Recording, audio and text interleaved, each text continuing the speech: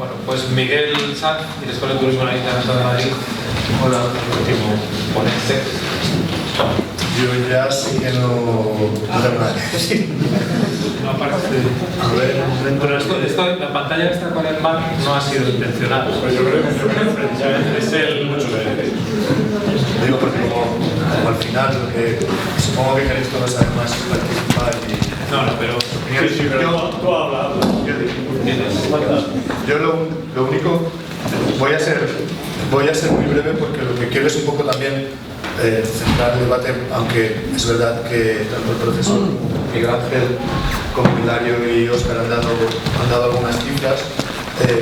Yo solamente por recordarnos y ponernos todos en en el mismo lugar para luego poder discutir sobre los temas. Como se han dicho, Madrid pues este año ha superado los 9 millones de viajeros, un poquito más que los que fue el año pasado, 28 millones de pernoctaciones. Todos estos son viajeros que se han alojado en alojamientos o que han estado en alojamientos turísticos reglados. No son viajeros que han venido y se han quedado en alojamientos turísticos no reglados. Aquí solo contamos, el INE solo cuenta los que se alojan en hoteles. La estancia media son 2 noches. Para que nos hagamos una idea, esto, los 9 millones es alrededor desestacionalizados, si lo dividimos por 365 días al año, pues son alrededor de unos 25.000 personas, que es un tercio de la entrada del Bernabéu todos los días en Madrid. Son muchos o pocos, pues depende, porque si lo comparamos con todo el territorio de Madrid, pues decimos, no, pues, un tercio de entrada del Bernabéu no son muchos. Si decimos que es que la gran parte de ellos, el 80% de esos turistas se alojan en la Almendra Central y más concretamente en el Distrito Centro, pues a lo mejor tener todos los días un partido, aunque sea en el campo del Rayo, en el distrito o en el barrio, pues a lo mejor ya son unos poquitos más. Entonces, estos son los debates que la ciudad tiene que tener. El gráfico de la evolución de viajeros del aeropuerto está mal, pero bueno, para que lo sepamos, como ha dicho también el profesor Troitiño, el aeropuerto de Madrid es uno de los grandes aeropuertos de Europa, lo que nos permite que Madrid esté conectada con 174 destinos, con 174 ciudades en España, en Europa y fuera de Europa. La evolución que damos, y esto quizás es por el motivo y por la razón por la que se han suscitado debates turísticos muy encontrados. Esto es un gráfico que ha publicado recientemente el Área de Desarrollo Urbano Sostenible sobre la oferta hotelera en la ciudad de Madrid. Y como veíamos antes, pues la oferta hotelera en la ciudad no está equilibradamente distribuida. Como cabe intuir, está muy concentrada en el Distrito Central, que es donde además están muy concentrados los recursos llamados turísticos o la oferta turística. Y también hay nichos de gran concentración alrededor del aeropuerto y alrededor de los recintos feriales. ¿Y qué ha pasado con la oferta arreglada? Pues la oferta arreglada lo que ha pasado es pues, que en realidad ha crecido alguna y ha decrecido otra. Esto es este año, el año pasado, 2016, comparado con 2015. El número de establecimientos total ha decrecido, pero ha sufrido un incremento considerable los hoteles de 5 estrellas, son estables los de 4 y un pequeño decrecimiento en los de 3, y luego las de menos categoría han decrecido. ¿Por qué han decrecido estos establecimientos? Porque tienen un alojamiento que compite con ellos directamente en diferentes condiciones, que es el alojamiento turístico no reglado, las viviendas de uso turístico y estas nuevas formas de alojamiento. Acabamos con esto y hago unas breves notas, esto era solamente para introducir, y hago unas breves notas. Yo lo tenía apuntado, y es que he ido haciendo tics sobre las cosas que ha dicho el profesor Troitiño y con las que yo estoy totalmente de acuerdo. El turismo no es bueno ni malo. Si es algo, es bueno, y ahora digo por qué. Lo que hay es buenas políticas públicas y buena y mala gestión pública de un hecho como es el turismo, como lo hay de la educación, como lo hay de la cultura, como lo hay del medio ambiente. El turismo es una actividad, y además a mí me gusta resaltar esto, que también lo ha hecho el profesor, una actividad además de económica, que lo es, cultural y social. Y yo, si nos ponemos un poco poéticos, yo creo que el turismo es un buen indicador. Es como los rosales que se ponen al principio de las vides. Si alguno habéis visitado alguna vid, alguna bodega, al principio se suelen poner unos rosales porque las enfermedades que cogen las vides antes afectan a los rosales y así sabe el viticultor que corre riesgo de que sus vides se infecten y porque el rosal ha cogido alguna enfermedad. Pues el turismo, lo que yo creo es que demuestra un sector turístico vibrante, demuestra que esa ciudad tiene capacidad de atracción, pero de atracción no solamente de turistas, sino seguramente de atracción de talento, y de atracción de inversión, y de atracción cultural. El Rosal de Venecia es de plástico. Como en todo hay excepciones, pero las ciudades más vibrantes, y lo que yo es la más es que hay, creo que la excepción es lo que decía el profesor, entre ciudades con turismo y ciudades turísticas. Y qué es una ciudad turística y qué es una ciudad con turismo lo definen las políticas públicas que se desarrollen en esas ciudades. Entonces, yo lo que creo es que el turismo es un buen indicador, un indicador viable de esa captación de talento, esa captación de inversión también, y esa capacidad de tener influencia internacional y influencia en la transmisión de los valores de esa propia ciudad. Es decir, una ciudad que tiene la capacidad de influir en el concierto internacional, o local, o regional, o europeo, de influir en qué decisiones tomas en una ciudad que tiene influencia y que tiene lo que ahora se llama poder blando, soft power, etc. Entonces yo creo que eso es relevante. Si nos vamos aquí, yo creo que este debate surge también por lo que hemos dicho, por el tema del alojamiento turístico, que es el que ha creado situaciones graves. Yo creo en muchas ciudades, Barcelona es un buen ejemplo y nos pilla muy cerca, de tres temas que son fundamentales desde mi punto de vista. El primero es el acceso a la vivienda. El acceso a la vivienda se ha visto comprometido en muchos de estos sitios porque este fenómeno de los alojamientos no reglados está teniendo un impacto considerable sobre el precio del alquiler de las viviendas así de uso residencial y sobre el precio de venta de las viviendas. Y además en algunos sitios, como en Barcelona, pues su legalización ha hecho que haya mercados secundarios de licencias o de más que licencias de viviendas de uso turístico y por tanto que haya unas rentas de monopolio cerradas en ese sector. Es decir, que el dueño del tercero B, que no tiene una licencia de uso turístico, su casa vale menos que el dueño del tercero A en el mismo inmueble, porque su casa sí tiene la licencia de uso turístico. Lo cual ha hecho que se expulse esa vivienda al que tiene la licencia para siempre del mercado de uso residencial, porque nadie va a renunciar a algo que le da valor. Igual que un señor taxista nunca va a pintar su coche de rojo y dejar que su licencia expire cuando le ha costado un dinero y cuando además tiene un rendimiento y una rentabilidad mucho mayor. Además del acceso a la vivienda, yo creo que genera indudables problemas de convivencia que no tienen por qué ser gravísimos, en las que uno de los alojados turistas pegue palizas a los demás vecinos, sino de inseguridad, de intranquilidad, de por qué me encuentro en mi zona, en mi edificio, en mi escalera, a gente que no conozco, a gente que no sé quién es, a personas que no tengo ningún tipo de filiación con ellos, cuando donde yo vivo es tu zona segura, tu zona donde tú quieres pues conocer cómo estás. Y luego de seguridad, pues porque está arreglada, como todos sabemos, uno tiene que cuando llega entregar su DNI y se mandan fichas policiales de quién se ha alojado, en qué hotel, cuándo y hasta cuándo, y esto no pasa en la oferta no reglada. Ahora bien, las nuevas formas de alojamiento turístico han tenido un éxito increíble, inesperado, y han satisfecho un tipo de demanda que no era satisfecha anteriormente.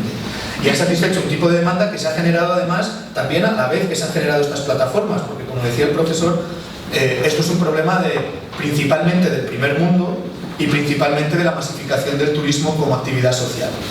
El turismo antes estaba restringido a unos pocos, en unos pocos países, y ahora es una actividad que casi es, como se llama esto en economía, casi es una commodity, casi es algo que los ciudadanos, al menos de los países más desarrollados, toman como un derecho, el derecho a poder viajar.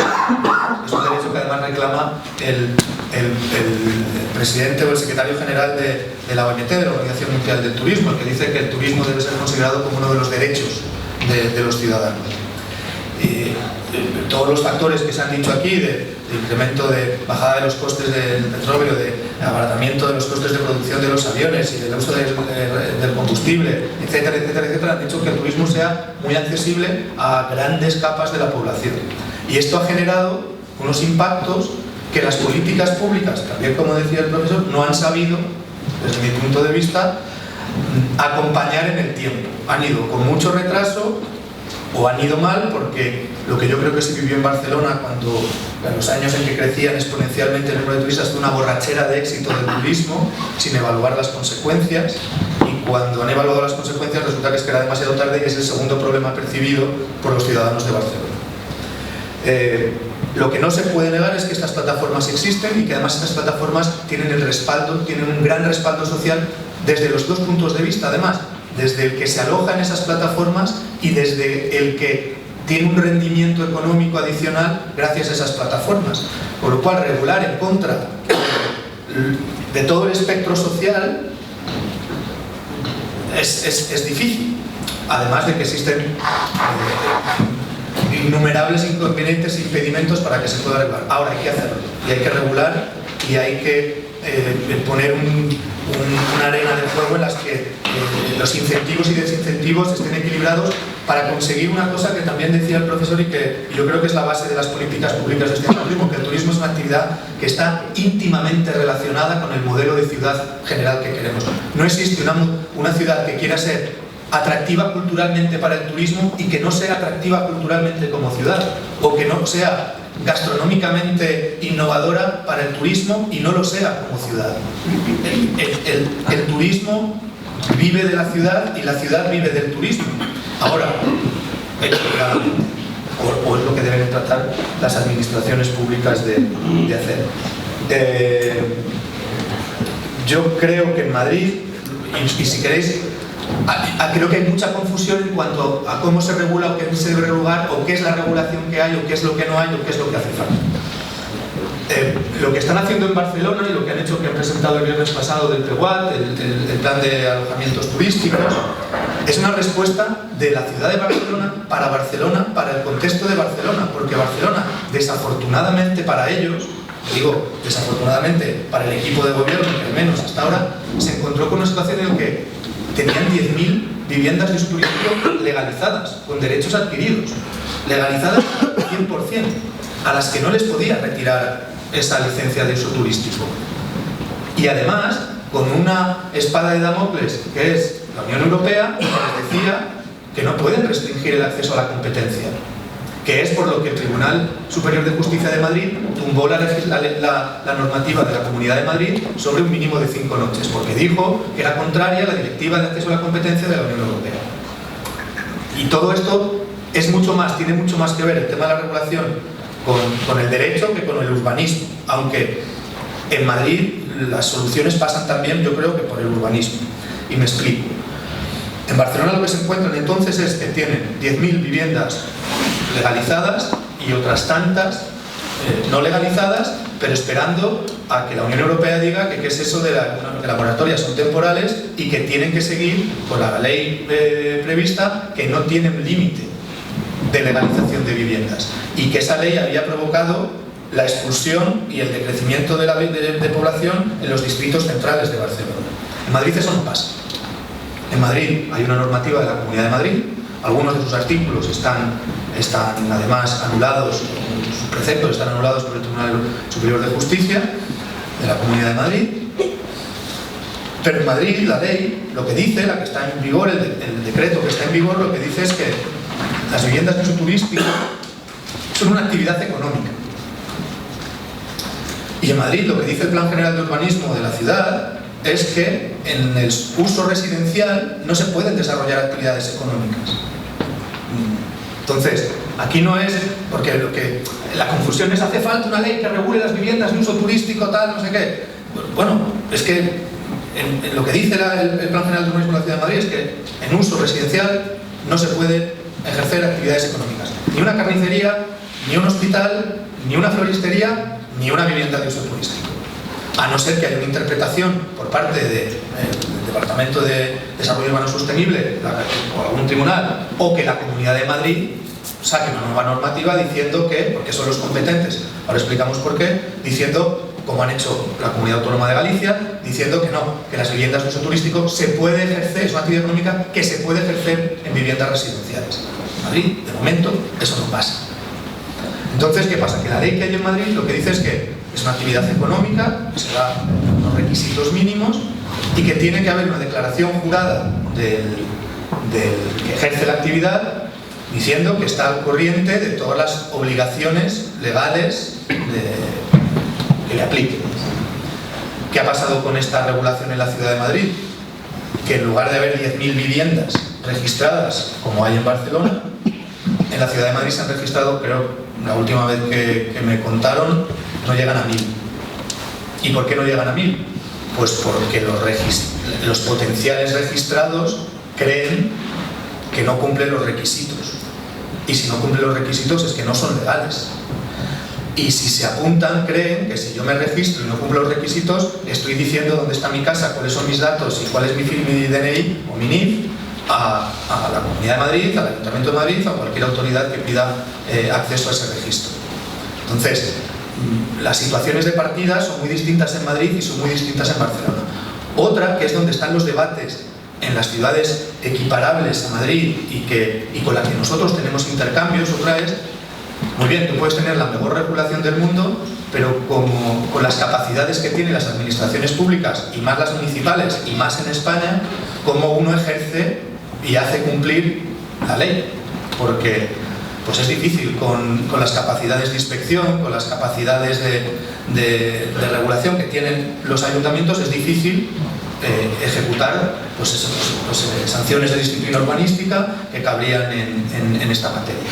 Entonces, el foco, y ahora os hago un brevísimo repaso de lo que hacen otras ciudades, el foco en Madrid no debe estar en cómo regulamos las viviendas de uso turístico, desde mi punto de vista, y esto es algo que tendrá que discutir el Ayuntamiento, la Junta de Gobierno. Yo desde luego no estoy en la Junta de Gobierno, soy mero director de la parte del turismo, pero el foco no está en si Madrid debe legalizar o no debe legalizar, el foco debe estar en cómo va a hacer Madrid cumplir su regulación urbanística en relación con las viviendas de uso turístico.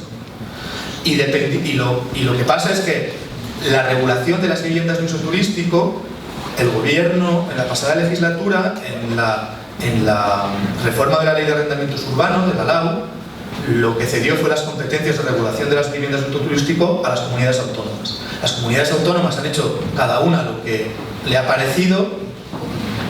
De ahí vino la liberalización del tema en la ciudad de Barcelona. Cada una ha hecho lo que le ha parecido y los ayuntamientos se encuentran bastante indefensos a la hora de poder regular y normalizar ese tema. Y el Ayuntamiento de Madrid, desde luego, tiene todas las ganas de que le cedan, en todo caso, yo creo, pues, alguna competencia en este tema y, desde luego, de poder ordenar el sector. Porque lo que está pasando en nuestro alrededor, como tenemos Barcelona muy cerca y además pertenece pues al mismo estado y está bajo las mismas normas que nosotros, parece que las cosas son como pasan en Barcelona. Y no, Barcelona tiene su contexto específico, porque la realidad es que Berlín, Ámsterdam, Nueva York, San Francisco, Londres, París, no permiten, en ningún caso, salvo las excepciones que voy a decir ahora, no permiten las viviendas de uso turístico. Punto. Ahora, ¿qué se permite en muchas de estas ciudades? Los aprovechamientos ocasionales de los propietarios o residentes habituales de una vivienda. Bueno, pues eso es un debate. ¿Se debe permitir eso o no se debe permitir? ¿Se debe permitir que yo soy un profesor de colegio que tengo 3 meses de vacaciones o 2 meses de vacaciones, un profesor de universidad, que tengo 2 meses de vacaciones al año, ¿puedo sacar un aprovechamiento a mi vivienda habitual? Bueno, pues es un debate que se debe abrir. Yo soy un jubilado que paso la mitad del tiempo en mi ciudad de origen y la otra mitad del año en Madrid, que es la ciudad donde he criado o donde he tenido a mi familia y donde reside mi familia. ¿Puedo hacer un aprovechamiento ocasional y no profesional de mi casa? Bueno, pues ese es el debate. Ahora, yo creo que el debate no se debe centrar en cuántas y cómo legalizamos viviendas de uso turístico en la ciudad de Madrid. Es mi opinión, es una opinión. Porque creo que ese es un debate falso, porque además ese debate lo que hace es un debate que va más allá de las viviendas de uso turístico, que es la terciarización del sector, la terciarización del centro de las ciudades. Pero es que no importa, porque aquí yo creo que en Madrid estamos además confundiendo saturación turística con saturación local. Yo creo que la zona de Gran Vía, Sol, etcétera, la gran transformación que está sufriendo esa zona en cuanto a convertirse en un gran centro comercial de retail, de pequeño comercio, no viene dada precisamente por el turismo, o desde luego no mayoritaria por el turismo, viene dada precisamente porque, por ejemplo, alguien decidió abrir una estación de tren de cercanías en la Puerta del Sol que conecta ese punto de la ciudad con toda la periferia de la Comunidad de Madrid, es decir, con 6 millones de habitantes, que tienen un acceso desde Fuenlabrada en menos de 16 minutos con el centro de la ciudad, menos que llegar al centro comercial de referencia en su propia ciudad. Eso ha creado saturación. ¿Es buena, mala? ¿Es bueno tener esos nodos de conexión desde el centro de la ciudad para que sea accesible? Bueno, pues eso es el debate. Pero desde luego, la saturación que tienen las Ramblas de Barcelona con motivo del turismo, en Madrid la tenemos con motivo de una red de transporte local. Y yo, que soy residente en el centro de Madrid, la diferencia es abismal entre antes de abrir la estación de tren y después de abrir la estación de tren. Con lo cual el turismo no es la única causa de los males de la terciarización, gentrificación y desaparición del comercio tradicional del centro de las ciudades. Es una causa más. Y en Madrid, además, si lo analizamos, no sé si está entre las más importantes. No tenemos datos. La verdad es que ahora estamos, hoy justo además he estado hablando estamos haciendo desde el Distrito Centro, está haciendo el Distrito Centro un estudio del impacto de los alojamientos de uso turístico en el distrito y comparando hoy datos, pues veíamos, dices, oye, pues hay más turistas en Madrid en el Distrito Centro que personas que llegan y se bajan en la estación de Sol de cercanías. No, o sea, un radical no. Es muchas más las gentes que tal. Eso ha creado saturación, ha creado que hay una presión inmobiliaria terrible para reconvertir edificios que eran viviendas en tiendas. Sí, la calle Fuencarral, al lado de donde vivía mi abuela, era una zona residencial y ahora es un centro comercial. ¿Eso es bueno o malo para las ciudades? Eso lo que tienen que hacer las ciudades es ordenarlo y pedir desde la sociedad civil a sus gestores públicos que lo ordenen para mantener la ciudad que queremos. Y acabo porque yo soy de Madrid y cuando yo era pequeño recuerdo que hubo, y que creo que fue con el gobierno de Barranco, se cambiaron las farolas de Sol, seguro que algunos os acordaréis, y se pusieron esos supositorios que se llamaban, que crearon una contestación popular y hicieron que se tuvieran que cambiar otra vez. Eso fue una excepción a la regla de Madrid de presión social para que su ciudad se ordene de una forma u otra, estética o una vergonzosa excepción. Bueno, quiero decir, eso fue una excepción de lo que suele pasar normalmente. Entonces, yo creo que lo que tenemos que debatir, y este tipo de debates, y os agradezco mucho que nos hayáis invitado, ayuda es a definir cuáles son o cuáles deben ser las buenas políticas públicas y cómo maximizar el impacto positivo del turismo, que lo tiene, y cómo minimizar los impactos negativos del turismo, que los puede tener. Gracias.